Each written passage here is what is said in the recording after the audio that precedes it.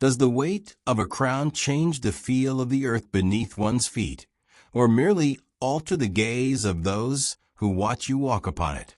Captain Ibrahim Traoré settled into the worn but comfortable seat in business class, the muted beige fabric a stark contrast to the crisp white presidential attire folded neatly away.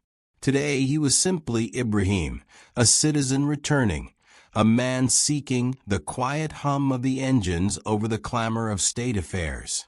The flight from Geneva, connecting through Paris to his beloved Ouagadougou, was meant to be a moment of decompression, a brief interlude between tense negotiations over resource sovereignty and the heavy mantle awaiting him back home.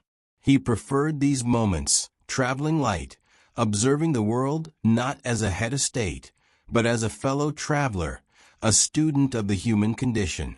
The expensive watch was left behind, the usual security detail minimized to a discreet presence scattered further back.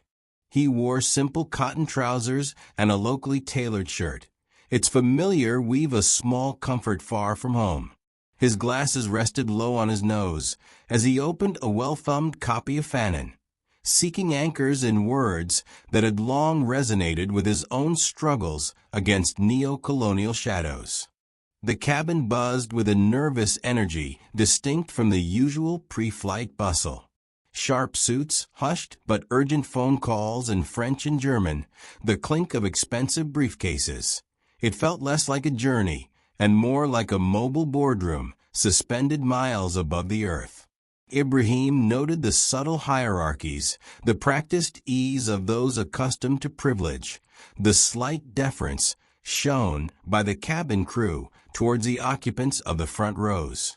He wasn't judging, merely observing patterns he knew all too well. Power announced itself in myriad ways, often loudest in its assumed entitlement. He had seen it in marbled halls and village squares, and now here, in this metal tube hurtling through the sky. The air felt thick with unspoken expectations, a pressure quite different from the political arenas he frequented. It was the pressure of commerce, of deals waiting to be closed, of importance measured in stock points and market share. A young flight attendant, her name badge reading Chloe, moved through the aisle with a strained smile. Her movements were quick, almost jerky, betraying an anxiety that seemed to seep from the first-class cabin like a nervous tremor. Ibrahim watched her interact with a portly man in a tailored navy suit 2 rows ahead. The man gestured impatiently, his voice a low rumble of complaint about the Wi-Fi speed, his displeasure radiating outwards. Chloe listened, nodded, apologized profusely, her professionalism a thin veil over her mounting stress. Ibrahim felt a familiar pang, the casual assertion of privilege, the expectation of immediate service, the subtle reduction of a person to their function. It was a dynamic he fought against daily in his own country, this assumption that status bought the right to diminish others. Still with me? Drop a yes in the comments to let me know you're tuned in. He turned back to his book, but the scene lingered. He thought about the countless interactions like this that went unremarked upon every single day, on flights, in shops, in offices. Psychologists studied implicit bias. Sociologists analyzed power structures. But Ibrahim often felt there was a significant gap in understanding the cumulative internal effect of these encounters, not just on the person being diminished like Chloe, but also on those who occupied spaces where they were constantly underestimated or misread due to appearance or perceived background, even when holding unrevealed status. How did one navigate this dissonance long-term? What unseen toll did it take, this constant awareness of being judged by a cover others refuse to look beyond? Did it foster a unique resilience or a quiet, corrosive weariness? Where were the studies on the inner lives of leaders who chose, or were forced by circumstance, to walk amongst their people without the usual buffer of protocol, constantly subjected to the raw, unfiltered biases of everyday life. He suspected it was a lonely, unmapped territory of the human experience. Suddenly, a different kind of commotion erupted near the galley. Not loud, but tense. Ibrahim looked up. Chloe was now engaged in a hushed, but clearly escalating argument with a middle-aged woman passenger with sharp features and an air of severe importance. The woman clutched a small, yapping dog carrier, insisting it remain with her in the cabin, directly counter to the airline's specific pet transport policy for this route that Chloe was trying patiently, yet firmly, to explain. The woman's voice rose, laced with entitlement. "Do you have any idea who my husband is? This is unacceptable. I always travel with Gigi." Other passengers began to stir, annoyance flickering across their faces. The atmosphere grew thick with confrontation. Chloe looked increasingly flustered, her eyes darting towards the cockpit door, likely wishing for intervention from the purser or captain. Ibrahim watched, not with detached amusement, but with a growing sense of unease. It wasn't just the disregard for rules, but the weaponization of supposed status, the implicit threat. He saw Chloe's shoulders slump slightly, her voice waver. He recognized the moment a person felt cornered, overwhelmed by a force they felt powerless against. He closed his book gently, placing it on the empty seat beside him. He knew intervening could shatter his anonymity, could create a different kind of disruption. Yet, the principle gnawed at him. Dignity was not divisible by rank or connection. Respect was a universal currency, too often hoarded by those who felt they had already amassed enough. His position wasn't just about policy and governance. It was about embodying the values he hoped to instill. Silence in this moment felt like complicity. He unbuckled his seatbelt slowly, deliberately. As he stood, the simple act seemed to draw eyes. He wasn't imposing in stature, but years of navigating complex situations had imbued him with a quiet presence, an economy of motion that spoke of contained energy. He walked calmly towards the confrontation near the galley. Chloe looked up, startled, perhaps expecting another complaint. The woman with the dog carrier glared at him, likely assessing his simple attire and dismissing him as irrelevant interference. "Excuse me," Ibrahim said, his voice soft but clear, carrying easily in the suddenly hushed space. He addressed the woman directly, his gaze steady but not aggressive. "Madam, I understand you are distressed about your companion." He nodded toward the carrier. "But the young lady," he gestured respectfully towards Chloe, "is simply upholding the safety regulations of this flight, which apply to everyone equally, for the well-being of all passengers and indeed for Gigi." The woman bristled. "And who are you to tell me?" she snapped, her eyes scanning him critically. "Stay out of this." Ibrahim held her gaze. He didn't raise his voice, didn't puff out his chest. Instead, he lowered his tone slightly, making it more intimate, more direct. "I am a fellow passenger," he said simply. "One who believes that rules designed for collective safety should be respected, and that airline staff deserve courtesy as they perform their duties. Perhaps," he added, his tone softening almost imperceptibly, "there is a misunderstanding about the specific arrangements required for Gigi's travel on this particular route. Sometimes details differ between airlines or destinations." Chloe seems quite knowledgeable about the policy. He subtly shifted the focus back to the rule and the attendant's competence, depersonalizing the conflict. He wasn't accusing the woman. He was framing it as a potential misunderstanding of complex regulations. His calm, reasonable tone seemed to momentarily disarm the woman. The other passengers murmured quiet agreement. The direct confrontation deflated slightly, replaced by a simmering resentment from the woman, but the immediate escalation had been halted. Chloe shot Ibrahim a look of profound, surprised gratitude. He gave a minuscule nod, almost imperceptible, and turned to retreat to his seat. As he walked back, he felt the weight of stares, curious now, perhaps confused. He hadn't pulled rank, hadn't revealed anything. He had simply appealed to reason and common decency. Yet, he knew the disruption wasn't truly over. The woman's pride was wounded, and the undercurrent of tension remained.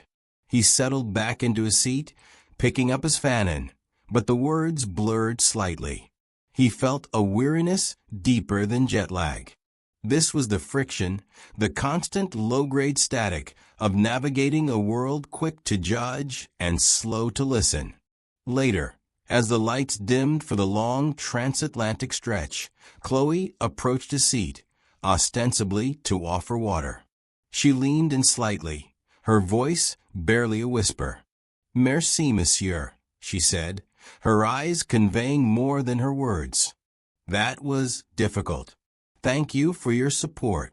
Ibrahim simply smiled faintly. "We all travel together, mademoiselle. Sometimes a calm word helps navigate the turbulence." She hesitated, then added, "It's just people assume.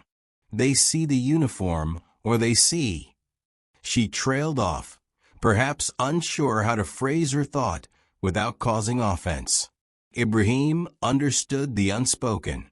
They see youth, they see gender, they see a service role, and they overlay their assumptions. "Assumptions are heavy baggage for everyone, Chloe," he replied quietly. "The important thing is not to let them define you, or how you treat others." She nodded, a flicker of understanding in her eyes, before moving on with her duties. He tried to rest, but his mind remained active, replaying the incident, connecting it to broader patterns. He thought of the miners in his country, whose dignity was often overlooked in the face of foreign corporate interests. He thought of the farmers struggling against climate change and unfair trade practices, their voices unheard in global forums. He thought of the young women striving for education against entrenched patriarchal norms.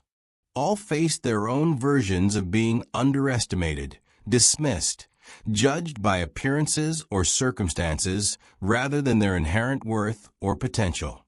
His own brief anonymity on this flight was a luxury, a temporary shedding of a public skin, but it also served as a potent reminder of the everyday realities faced by those without the shield of office. The research gap he'd pondered earlier felt intensely relevant now. The hidden psychological cost of navigating these pervasive, often subtle, yet deeply corrosive currents of bias and assumption. How did it shape leadership? How did it influence policy decisions made by those who had perhaps forgotten the sting of being rendered invisible, even momentarily? Hours passed. The cabin was quiet, save for the drone of the engines and the occasional cough. Ibrahim drifted in and out of a light sleep, his thoughts circling back to the purpose of his trip, the delicate balance between asserting national sovereignty and maintaining necessary international cooperation. He felt the weight of his nation's hopes and struggles, a burden far heavier than any suitcase. Then turbulence hit, not violently, but with a series of unsettling jolts that woke the cabin. Nervous murmurs rippled through the darkness. The seatbelt sign pinged on. Chloe and another attendant moved swiftly down the aisle, checking on passengers, their faces professionally serene, but their movements betraying a heightened alertness. As Chloe passed his row, the plane gave a particularly sharp lurch. She stumbled, grasping onto the seatback beside Ibrahim to steady herself. He instinctively reached out a hand to ensure she didn't fall. "Careful there," he said calmly. She regained her balance, breathing a quick thank you. In that brief moment of shared instability, their eyes met again. This time, the look wasn't just gratitude. It was a flicker of recognition, but not of his identity. It was the recognition of shared humanity in a moment of vulnerability, high above the indifferent earth. The plane stabilized, but the brief tremor had shifted something in the atmosphere, a reminder of their shared confinement, their dependence on the machine carrying them and the crew operating it. The remainder of the flight passed uneventfully. As they began their descent towards Ouagadougou, the first hints of dawn painted the horizon in strokes of orange and pink. Ibrahim looked out the window, a familiar warmth spreading through him, as he saw the recognizable patterns of the landscape emerge below. Home. The complexities, the challenges, the weight, it was all waiting for him. But so was the resilience, the spirit, the unwavering dignity of his people. He thought again of the incident with the woman and the dog, of Chloe's quiet strength, of the subtle interplay of power and perception he had witnessed. It wasn't about grand gestures or dramatic revelations. It was about the small moments, the consistent upholding of respect, the refusal to let assumptions dictate interaction. That, he believed, was where true leadership began, not in the title, but in the practice, even when no one important was watching, or perhaps especially then. As the plane taxied to the gate, Ibrahim gathered his few belongings, his book, his small carry-on. He stood, waiting patiently for the aisle to clear, just another passenger eager to disembark. He noticed Chloe near the exit, coordinating with the ground staff. She caught his eye one last time as he approached the door and offered a small, genuine smile, devoid of the earlier stress. He nodded back, a silent acknowledgement passing between them. He stepped out of the aircraft door and onto the mobile stairway, breathing in the warm, familiar air of Burkina Faso. There was no delegation waiting, no fanfare, just the quiet bustle of the airport waking up. He walked towards the terminal, blending into the flow of arriving passengers, carrying with him not just the memory of the flight, but a renewed conviction in the quiet power of humility and the enduring importance of seeing the person beyond the label. The weight of his office settled back onto his shoulders, but perhaps, just perhaps, the earth felt a little more solid beneath his feet, grounded in the simple, shared humanity he had witnessed and affirmed miles above the clouds. The unstudied territory of navigating perception felt vast, but his path through it seemed clearer. This journey, like all journeys, offered lessons. And Captain Ibrahim Traoré, the man who led a nation, was always, fundamentally, a student. Did this story resonate with you? Did it make you think about perception and how we treat each other? If it did, consider subscribing to the channel for more content that explores these kinds of themes. Your support helps keep these stories coming. Click that subscribe button and join the conversation.